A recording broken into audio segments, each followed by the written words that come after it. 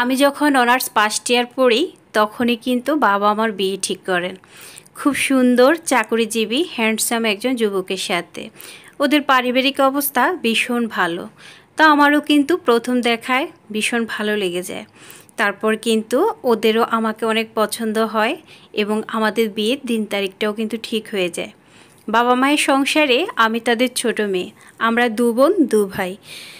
আমার দু ভাই কিন্তু আমাদের বড় বয়সে, আর আমি হচ্ছে ওদের সকলের ছোট।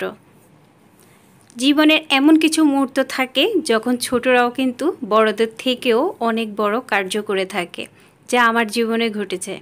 তারপর আমার বিয়ের যখন দিন তারিখগুলো ঠিক হয়, আস্তে আস্তে আমারও মনের ভেতরে অনেক স্বপ্ন জাগে, অনেক ইচ্ছে আকাঙ্ক্ষা, নতুন একটা সংসার, নতুন একটা জীবন, কত কী। তখন আমার বড় বোন কিন্তু প্রেগনেন্ট ছিলেন। তার দ্বিতীয় সন্তান ছিল তার গর্ভে। তার প্রথম সন্তান ছিল মেয়ে, দ্বিতীয় সন্তান ছিল ছেলে।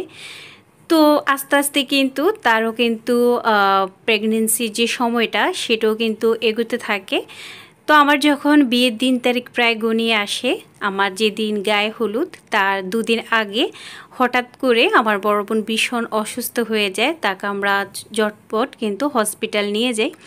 তো হসপিটাল নিয়ে যাওয়ার পর হঠাৎ করে দেখি যে তার কিন্তু অবস্থার তেমন কোনো উন্নতি হয় না, আরও বেশি করে কিন্তু অসুস্থতা বেড়েই যায়।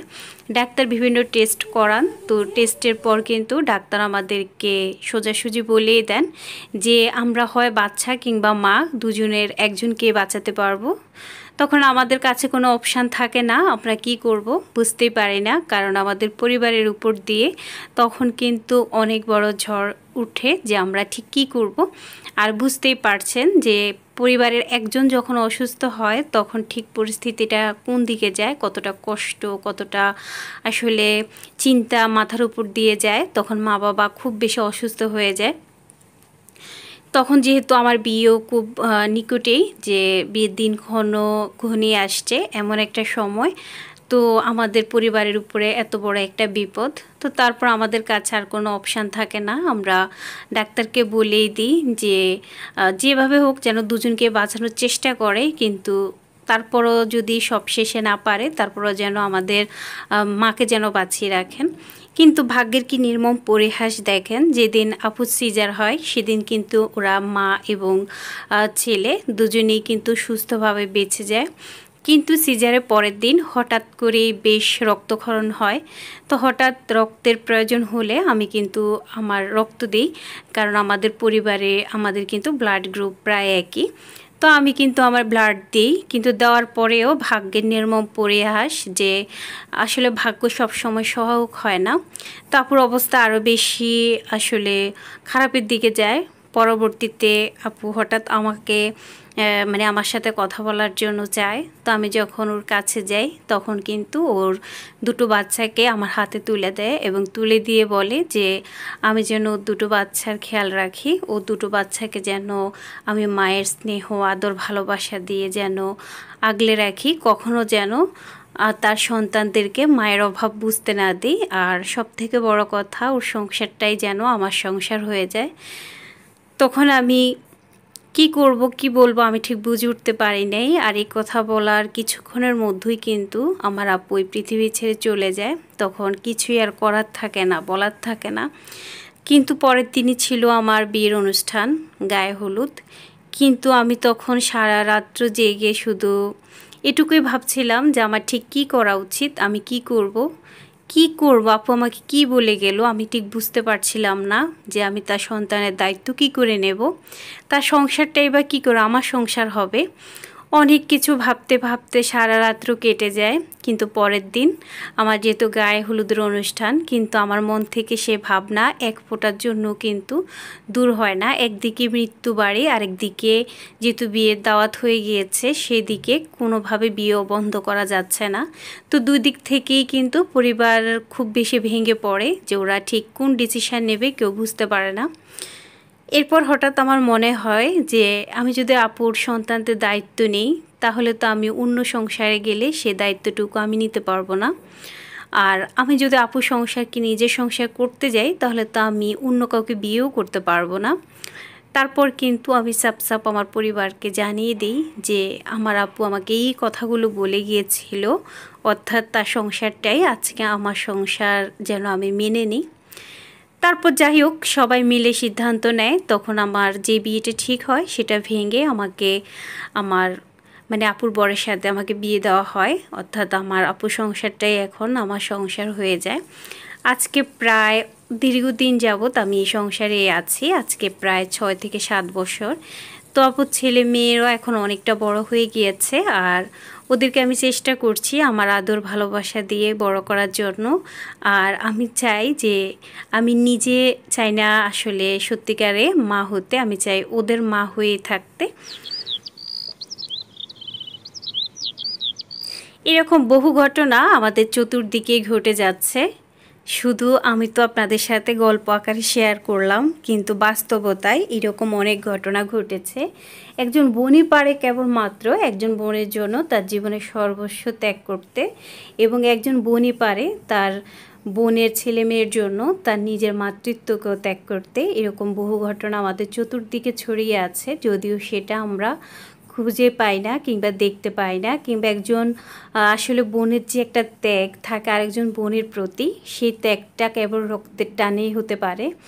আর এটা আসলে এমন এক ত্যাগ, এমন এক বিসর্জন যেটা হয়তো কখনো অস্বীকার করা যায় না, আর যার কখনো আসলে ঋণ শোধ করা যায় না। একজন বোন সর্বত্রই চিন্তা করে যে তার বোন যদি না থাকে, তার বোনের সংসারে যদি অন্য কেউ আসে, তাহলে কিন্তু তার বোনের সন্তানরা কখনোই কিন্তু ওই মায়ের ভালোবাসা কিংবা যে যত্নে বড় হতো সেটা কিন্তু কখনোই পাবে না। সেজন্যই কিন্তু একজন বোন তার বোনের জন্য অনেক বড় ত্যাগ স্বীকার করে থাকে।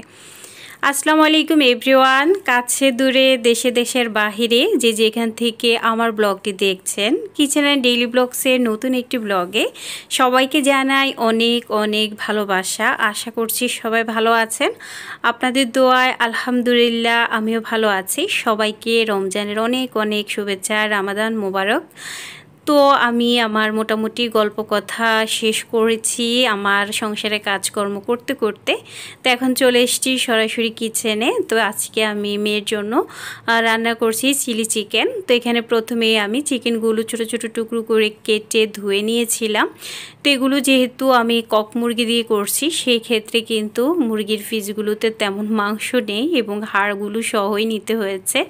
তো এখানে আমি মাংসগুলোর মধ্যে কিন্তু গোলমরিচের গুঁড়ো, শুকনো মরিচের গুঁড়ো, তারপরে লবণ, তারপরে একটু কর্নফ্লাওয়ার আর একটু ময়দা সব কিছু দিয়ে খুব ভালো করে মিশিয়ে তারপরে কিন্তু একটা ডিম দিয়ে মাখিয়ে একটু তেলের মতো ভেজে নিচ্ছি। রেস্টে রেখে দিয়েছিলাম প্রায় 20 মিনিটের মতো। আর এখন আমি তেলের মধ্যে পেঁয়াজ কিউব করে কেটে দিয়ে তারপর আমি দিয়ে দিলাম এখানে ক্যাপসিকাম। তো এখানে অবশ্যই কিন্তু আদা রসুন কুচিটা ব্যবহার করবেন। তো আমি আদা রসুন কুচি কোথায় রেখেছি ফ্রিজের, সেটা খুঁজতে খুঁজতে আমার পেঁয়াজগুলো কিন্তু ফুরিয়ে গিয়েছিল, কিন্তু আমি খুঁজেই পাই নাই। পরে আমি আদা রসুন বাটাটা দিয়েছি, কিন্তু আমার যখন এই রান্নাটা শেষ হয়েছিল তখন কিন্তু আমি ডিপ ফ্রিজ থেকে ঠিকই খুঁজে পেয়েছিলাম। তো অনেক সময় রান্নার সময় কিন্তু অনেক কিছুই পাওয়া যায় না, পরবর্তীতে ঠিকই পাওয়া যায়। তো এখানে এখন আমি দিয়ে দিলাম চিকেনগুলো, দিয়ে একটু ভালো করে নেড়ে চেড়ে নিচ্ছি। এই চিলি চিকেনটা কেন জানি না পারহা এত পছন্দ করে, ও চিকেন মানে চিলি চিকেন বললেও অজ্ঞান, খুব পছন্দ করে। তো এখন দিয়ে দিলাম সয়া সস, আর দিয়ে দিচ্ছি এখানে টমেটো সস, আর দিয়ে দিচ্ছি আমি চিলি সস। যেহেতু চিলি চিকেন, তো এখানে বেশিরভাগ কিন্তু সসের উপরেই রান্নাটা হয়, আর এখানে একটু ঝাল ঝাল হয়, আর বিশেষ করে চিলি সসটা অবশ্যই মাস্ট দিতেই হয়। তো আবারও খুব ভালো করে নেড়েচেড়ে কষিয়ে নিয়েছি। তো চাইলে কিন্তু এই পর্যায়ে খুব ভালো করে লো আছে কষিয়ে কিন্তু উঠিয়ে নেওয়া যাবে। আর যদি একটু গ্রেভি করে খেতে চান তাহলে অবশ্যই কিন্তু গ্রেভির জন্য কর্নফ্লাওয়ারটা একটু পানিতে গুলে সামান্য পরিমাণ দিয়ে দিতে হবে গ্রেভিটা ঘন হওয়ার জন্য। আর কেউ যদি গ্রেভি না খেয়ে যে শুধু সস দিয়ে এভাবে কিন্তু রান্না করে খেতে চান, তাহলে এভাবে খুব ভালো করে কষিয়ে নিয়ে কিন্তু খুব সুন্দরে খাওয়া যাবে। যেহেতু মাংসগুলো আগে থেকেই ভাজা আছে, মানে রান্না করাই আছে, তো সেই ক্ষেত্রে কিন্তু আর অনেক বেশি সময় লাগে না, এটা কিন্তু ঝটপট রান্না হয়ে যায়। তো এই পর্যায়ে কিন্তু আমি দিয়ে দিলাম 1 চামচ পরিমাণ কর্নফ্লাওয়ার পানিতে একটু গুলে।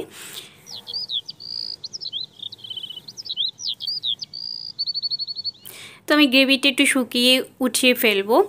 আর এখন আমি করে নেব সটে ভেজিটেবল। তো এখানেও কিন্তু প্রথমে আদা কুচি রসুন কুচিটাই দিতে হয়, কিন্তু দুর্ভাগ্য আদা রসুন কুচি তখন আমি হাতের কাছেই পাইনি। তো পরে আমি বাটাটা দিয়েই কিন্তু আজকে সটে ভেজিটেবলটা করে নিয়েছি। তো এগুলো যেহেতু আমার ডিপ ফ্রিজে আগে থেকেই কিন্তু ফ্রোজেন করা ছিল, মানে আমি একটু সিদ্ধ করে কিন্তু ফ্রোজেন করে রেখে দিয়েছিলাম।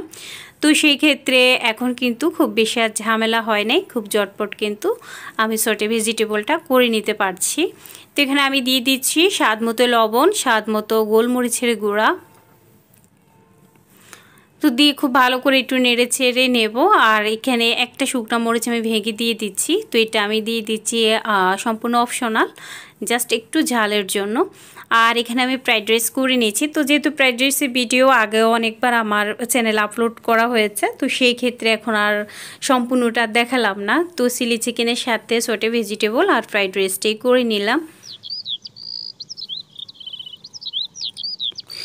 এতক্ষণ পর্যন্ত কে কে আমার সাথে আছেন জানি না, যদি আমার সাথে থেকে থাকেন প্লিজ ভিডিওর কোনো অংশ ভালো লাগলে একটি লাইক দিতে ভুলে যাবেন না। আর যদি চ্যানেলে নতুন হয়ে থাকেন প্লিজ সাবস্ক্রাইব করে পাশে থাকার জন্য অনুরোধ রইল। যারা এই কাজটি করেছেন অসংখ্য ধন্যবাদ। তো আজকে ইফতারের জন্য আমি খুব সুন্দর শরবত করে নেব। তো এখানে আমি তরমুজ এবং গুঁড়া দুধ, চিনি আর লবণ দিয়ে আজকের এই শরবতটা করব।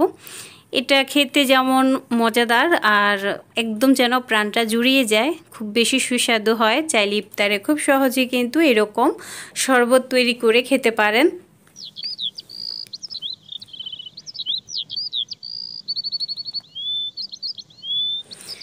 তো আমি ব্লেন্ড করার পরে এখানে দিয়ে দিলাম একটুখানি রুয়াবজা। তো এটা দিলেই কিন্তু গ্রান এবং রং দুটি খুব ভালো হয়। তো আমার শরবতটা হয়ে গিয়েছে, এখন আমি ফ্রিজে রেখে দেব। আর এখন আমি একটু ফলটা খুব সুন্দর করে একটু সাজিয়ে নেব। ফ্রুট চাট যেটা সেটাই তৈরি করব। তো এখানে আমি কাঠি নিয়েছি, এগুলো যে কোনো সুপার শপে অনায়াসে আপনারা পেয়ে যাবেন। তো এখানে আমি তরমুজ, তারপর এখানে আমি আঙ্গুর, তারপর আপেল, এগুলো দিয়ে খুব সহজে কিন্তু এই ফ্রুট চাটটা তৈরি করে নিচ্ছি। কারণ বাচ্চারা আসলে এমনিতে ফল দিলে ওরা খেতে চায় না, কিন্তু আমি দেখেছি যদি এভাবে একটু সাজিয়ে গুছিয়ে ওদের সামনে দিই তাহলে কিন্তু ওরা খুব সহজে খেয়ে নেয়। যে আমার আপু ছেলে এবং আমার মেয়ে, মানে এরা দুজনেই কিন্তু একদম খেতে চায় না। তো ওদেরকে একটু সাজিয়ে গুছিয়ে যদি সামনে দিই তাহলে দেখি খেতে চায়, আর এমনিতে যদি দিই তাহলে মনে হয় যেন ওরা মানে কোন গ্রহ থেকে আসছে, ওরা একদমই খেতে চায় না। এই একটা সমস্যা ওদেরকে নিয়ে। তো আমি চেষ্টা করি একটু সাজিয়ে গুছিয়ে পরিবেশন করার।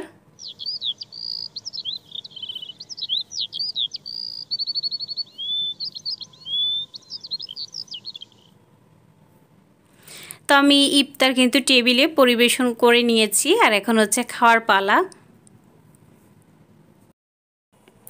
সবাই ভালো থাকবেন, সুস্থ থাকবেন, সকলের রমজান খুব ভালোভাবে কাটুক, সবাই ভালো থাকুন।